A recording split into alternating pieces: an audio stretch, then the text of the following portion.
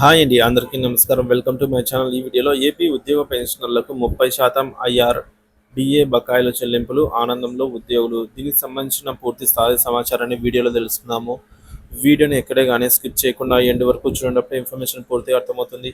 Video చూస్తున్న ప్రతి ఒక్కరు వీడియోకి అయితే లైక్ చేయండి ఫ్రెండ్స్. ఈ వీడియోని తోటి ఉద్యోగ పెన్షన్ మిత్రులతో అయితే షేర్ చేయండి. కొత్తగా మన ఛానల్ చూస్తున్న వారు సబ్స్క్రైబ్ చేసుకోకుంటే వెంటనే మన ఛానల్ అయితే సబ్స్క్రైబ్ చేసుకోండి. దీని ద్వారా నేను చేసే లేటెస్ట్ వీడియోస్ అన్నీ మీ వరకు రీచ్ అవుతాయి. ఇక ఆలస్యం చేయకుండా వివరాల్లోకైతే వెళ్ళిపోదాము ఫ్రెండ్స్. ఇక విషయానికి వచ్చినట్లయితే ఏపీ ఉద్యోగుల ఆవేదన, సమస్యల పరిష్కారంలో జాప్యం, ప్రభుత్వంపై అసంతృప్తి. ఆంధ్రప్రదేశ్ రాష్ట్రంలో ప్రభుత్వ ఉద్యోగులు అనేక సమస్యలతో సతమతమవుతున్నారు. ఏపీ ఐకాస అమరావతి చైర్మన్ బొప్పరాజు వెంకటేశ్వరరావు ఉద్యోగుల ఆవేదనను వ్యక్తం చేస్తూ, అధికారులు సమీక్షలో పనుల గురించి అడుగుతారు, కానీ మా వేతనాలపై ఎలాంటి సమీక్షలు ఉండవు. కుటుంబ ప్రభుత్వం కూటమి ప్రభుత్వం అధికారంలోకి వచ్చి 7 నెలలు అయినా మా ఇబ్బందులపై ఇప్పటి వరకు ఎలాంటి చర్చ జరగలేదు అని అన్నారు.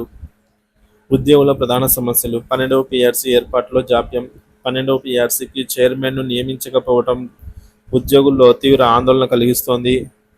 ఐఆర్ కోసం ఎదురుచూపులు. 12వ పిఆర్సీ నియామకం ఆలస్యం అవుతుండటంతో మధ్యంతర భృతి ఇస్తారని ఉద్యోగ వర్గాలు ఎదురుచూస్తున్నాయి.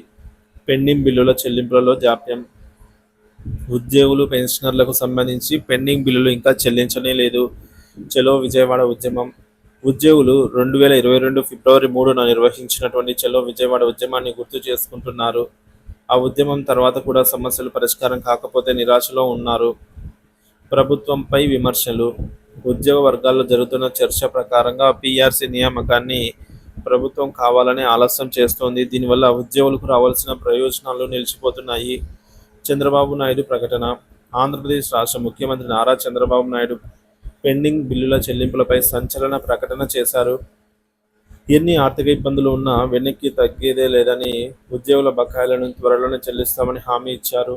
రాష్ట్ర ఆర్థిక పరిస్థితి క్లిష్టంగా ఉన్నప్పటికీ క్రమశిక్షణతో పాత బకాయిలను తీర్చేందుకు ప్రభుత్వం కృషి చేస్తోందని అయితే ఆయన పేర్కొన్నారు. గత 8 నెలల్లో కూటమి ప్రభుత్వం 22,000 కోట్ల పెండింగ్ బకాయిలను చెల్లించగలిగింది. ఇది ప్రభుత్వ నిబద్ధతకు నిదర్శనమని అయితే తెలిపారు.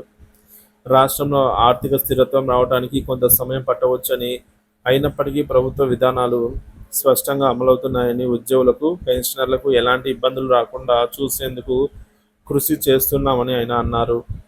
ఇక రాష్ట్రంలోని ఉద్యోగులు పెన్షనర్లు త్వరలోనే పెండింగ్ బకాయిలు పొందే అవకాశం ఉందని ఆశిస్తున్నారు. ప్రభుత్వం తమ వాగ్దానాన్ని నిలబెట్టుకుని ఉద్యోగుల సమస్యలను పరిష్కరిస్తుందని అయితే ఎదురుచూస్తున్నారు.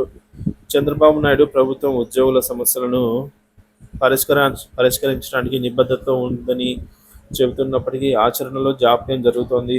ప్రభుత్వం వెంటనే 12వ పిఆర్సీ చైర్మన్ నియమించి మధ్యంతర భృతిని ప్రకటించాలి.